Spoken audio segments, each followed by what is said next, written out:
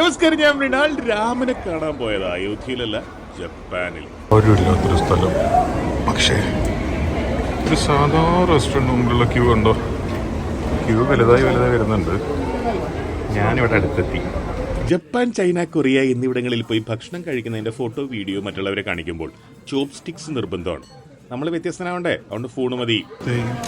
മുട്ടയുടെ മഞ്ഞ ഇങ്ങനെ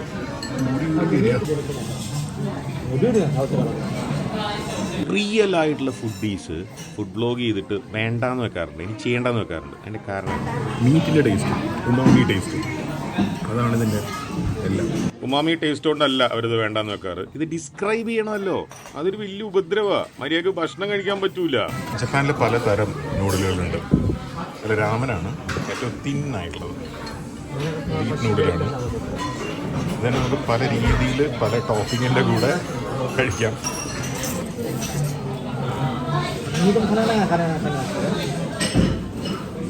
ഞാനൊഴികെ സകല പേരും ചോപ്സ്റ്റിക്സ് കൊണ്ട് കഴിക്കുന്നു. എങ്ങനെയാണെന്ന് എനിക്കറിയാൻ പാടില്ല. വെറുതെ ഇതിനെ ഇവിടെ മുത്താക്കുന്നത്. അതിനകത്ത് സീവീഡ് ഉണ്ട്, മഷ്റൂംസ് ഉണ്ട്, പോർക്കുണ്ട്.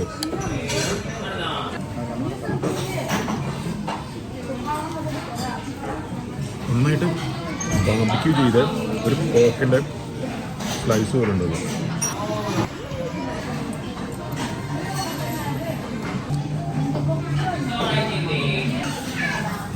പോർക്കിൻ്റെ സ്വീറ്റ്നെസ് ഉണ്ട്.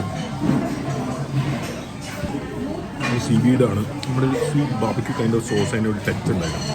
പിള്ളേരെല്ലാം എൻ്റെ ഫ്രണ്ട്സ്, പിന്നെ എൻ്റെ ഫ്രണ്ട്സിൻ്റെ മക്കളൊക്കെ അവരോട് അമേരിക്കയിൽ പോകും, മെക്സിക്കോ ഇപ്പോൾ, പാരീസിൽ പോകും, ആംസ്റ്റർഡാമിൽ പോകും. അതൊന്നും ഒരിക്കലും പ്രശ്നമല്ല. പോയി വരുമ്പോൾ ഫ്രിഡ്ജ് മാഗ്നറ്റ് അങ്ങനെ മേടിച്ചുകൊണ്ട് വരണം. അത്രയും ജപ്പാനിൽ പോകുമെന്ന് പറഞ്ഞപ്പോൾ ജപ്പാനോട് കൊറിയയോട് എന്താണ് ഇന്നത്തെ കാലത്തെ പിള്ളേർക്ക് ഇത്ര ഇഷ്ടം? ഓർക്കണം, ആ ഉമാമി ടേസ്റ്റിലേക്ക് എല്ലാം കോൺട്രിബ്യൂട്ട് ചെയ്യണം. ഒരു സ്റ്റാബിലസ്. അതിൽ മുട്ട നടുവിൽ മുറിച്ചിട്ടുണ്ട്. അതിങ്ങനെ ഒഴുകി അതിന് ചേരുകയാണ്. അതിൻ്റെ യോക്ക്. ഈ പിള്ളേരൊക്കെ ചൊറിയാൻ ഏറ്റവും ബെസ്റ്റ് അതാണ്. അവർ ഈ അനിമ കണ്ടുകൊണ്ടിരിക്കുമ്പോൾ ഏതാണ് ഈ കാർട്ടൂൺ എന്ന് ചോദിച്ചാൽ അതവിടെ തീർന്നു. പിന്നെ ഒരു 2 മണിക്കൂർ നേരത്തേക്ക് നിർത്താതെ നല്ലതാണ്. ഞാനിത് ഒരു എൻ്റെ വൈഫിനോട് പറഞ്ഞു, ഇപ്പോഴല്ല കുറേ കാലം മുമ്പ്. അപ്പോൾ അവൾ പറഞ്ഞു, അതിനെന്താ ഞാനും കൊറിയനാണല്ലോ കാണുന്നത്.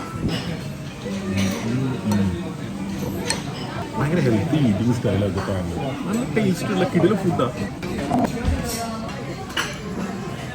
ഡിഷ് തന്നെ അല്ലേ, ഇത്രയും സൈസ് ഉണ്ടായിരുന്നു കെച്ചപ്പില്ല. ഈയിടെ ഇനിയോ ടൈംസ് ആണെന്ന് തോന്നുന്നു പബ്ലിഷ് ചെയ്ത ഒരു ആർട്ടിക്കിളിൽ അയാൾ ജപ്പാനിൽ പോയിട്ട് ഏതോ ക്ലാസ്സിൽ, കാരണം നമ്മുടെ കുട്ടികളെ കാണുമ്പോൾ ചോദിക്കില്ലേ എന്തൊക്കെയാണ് കഴിക്കാൻ ഇഷ്ടം, അങ്ങനെയൊക്കെ ചോദിക്കില്ലേ. അങ്ങനെ ചോദിച്ചപ്പോൾ ഒരു കുട്ടി പറയാം സീവീഡ്, വേറെ കുട്ടി പറയാം റൈസ് എന്ന് പറഞ്ഞാൽ ജാപ്പനീസ് റൈസില്ലേ ആ സാധനം. അപ്പോൾ വേറൊരു കുട്ടി ഇതുപോലെയാണ് കുട്ടികൾ ഉത്തരം പറയുന്നത്. അപ്പോൾ ഇയാൾ ആദ്യം ചോദിച്ച കുട്ടികൾ കളിയാക്കാണ്. കാരണം അമേരിക്കയിലോ അല്ലെങ്കിൽ ഇന്ത്യയിലോ എവിടെ പോയി ചോദിച്ചു കഴിഞ്ഞാലും മനുഷ്യൻ്റെ ശരീരത്തിന് നല്ലതല്ലാത്ത ചോക്ലേറ്റ് മുതലുള്ള ഫ്രൈഡ് ചിക്കൻ വരെയുള്ള KFC വരെയുള്ള സാധനങ്ങളെ പറയാൻ സാധ്യതയുള്ളൂ. ഇയാൾ എന്നിട്ട് ആദ്യം കുട്ടികൾ കളിയാക്കിയെന്ന് ചോദിച്ചിട്ട് കുട്ടികളോട് ചോദിച്ചപ്പോൾ കുട്ടികളെ ഉത്തരം മാറ്റുന്നില്ല. ടീച്ചറോട് ചോദിച്ചപ്പോഴും ടീച്ചർ പറഞ്ഞു അതെന്താ ഇതൊക്കെ തന്നെ കുട്ടികൾ സാധാരണ കഴിക്കുക. അപ്പോൾ ഇയാൾ ഈ പുറത്തെ യൂറോപ്പിലെ അമേരിക്കയിലൊക്കെ സിറ്റുവേഷൻ ഇങ്ങനെയാണെന്ന് പറഞ്ഞപ്പോൾ അവർ പറയും നിങ്ങളുടെ കുട്ടികളെ നല്ല സാധനം കഴിച്ച് പഠിപ്പിക്കാറില്ല എന്ന്. ഇനിയും ഒരുപാട് ടൈപ്പ് നൂഡിലുകളുണ്ട്. വളരെ പോപ്പുലറായിട്ടുള്ള 6-7 ടൈപ്പ് നൂഡിലുകളുണ്ട്.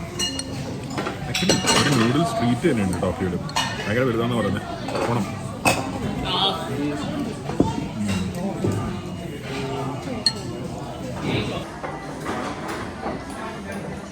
ആക്ച്വലി ഞാൻ വളരെ നേരത്തെ വന്നത്. ഇവിടെ ഒരു രക്ഷയില്ല. ഇതിൻ്റെ ഇടയിൽ നടന്നു പോകാൻ തന്നെ പാടാണ്. അങ്ങോട്ടുണ്ടെങ്കിൽ എന്ത് മനുഷ്യന്മാരാ. നിങ്ങൾ കേട്ടിട്ടുണ്ടാവും ജപ്പാനിലെ എയർപോർട്ടിൽ ഒരു ഫ്ലൈറ്റ് ലാൻഡ് ചെയ്തപ്പോൾ തീ പിടിച്ചത് 6 മിനിറ്റ് കൊണ്ടാണ് ഇവാക്യുവേറ്റ് ചെയ്തത്. എൻറ്റയർ ഫ്ലൈറ്റിനെ 300 ചില്ലറ ആൾക്കാരെ. അന്ന് സൈക്കോളജിസ്റ്റുകൾ പറഞ്ഞത് അത് വേറൊരു രാജ്യത്താണ് നടക്കില്ലായിരുന്നു. പ്രത്യേകിച്ച് ഇന്ത്യ പോലൊരു രാജ്യത്താണെങ്കിൽ ആളുകൾ പാനിക്കാവും. ആളുകളുടെ അടുത്ത് ബഹളം വെക്കാൻ തുടങ്ങും. ഇൻസ്ട്രക്ഷൻസ് കൃത്യമായിട്ട് പറഞ്ഞു കൊടുക്കാൻ പറ്റില്ല. ജപ്പാനിൽ അങ്ങനെ ആയിരുന്നില്ല. അവരാ ഫ്ലൈറ്റിൽ അടങ്ങിയിരിക്കുകയായിരുന്നു. ശരിയാണ്, അപ്പുറത്തിപ്പുറത്ത് തീയാണ്, ചാവാൻ പോവാണ്. പക്ഷെ അവർ അടങ്ങിയിരിക്കുകയായിരുന്നു. കാരണം അവർക്ക് അറിയായിരുന്നു അവിടെ എക്സ്പേർട്സ് ഉണ്ട്. അവർ പറഞ്ഞു തരും. ഞാൻ നിൽക്കുന്നു എക്സ്പേർട്സ് എയർ ഹോസ്റ്റർമാരാണ്. അവർ പറഞ്ഞു കൊടുത്തു. കൃത്യമായിട്ട് ബാഗ് വരിക. ഒരാൾക്ക് പോലും ഒന്നും പറ്റിയില്ല. വെറുതെ ഒന്ന് ഗൂഗിൾ ചെയ്ത് നോക്കി. അവരുടെ അതേ ആറ്റിറ്റ്യൂഡാണ് ഈ ക്യൂ നിൽക്കുന്നതിലും എല്ലാം കാണുന്നത്. അത്രയ്ക്ക് ക്ഷമയുണ്ട് അവർക്ക്, വളരെ സിസ്റ്റമാറ്റിക്കാണ്. ലോകയുദ്ധം കൊണ്ട് ഒന്നുമല്ലാതായി പോയ ജപ്പാൻ ഇങ്ങനെ തിരിച്ചു വന്നത് നമ്മൾ കാണുന്നതല്ലേ. ജപ്പാനെ തോൽപ്പിച്ച രാജ്യങ്ങളുടെ ഇന്നത്തെ ഭരണാധികാരികളുടെ വീടുകളിൽ പോലും ജപ്പാനിൽ നിന്നുള്ള സോണി ടെലിവിഷനും ജപ്പാനിൽ നിന്നുള്ള പ്രൊഡക്ട്സും ആയിരിക്കും ഉണ്ടാവുക. അതാണ് റിവെഞ്ച് എന്ന് പറയുന്നത്. മാസീവ് സക്സസ് ആണ്. അതാണ് ജപ്പാൻ. അവർ റിവെഞ്ച് എടുക്കാൻ താല്പര്യപ്പെട്ടു എന്നോ റിവെഞ്ച് എടുത്തു എന്നല്ല ഞാൻ പറയുന്നത്. അതാണ് അതിൻ്റെ സത്യം.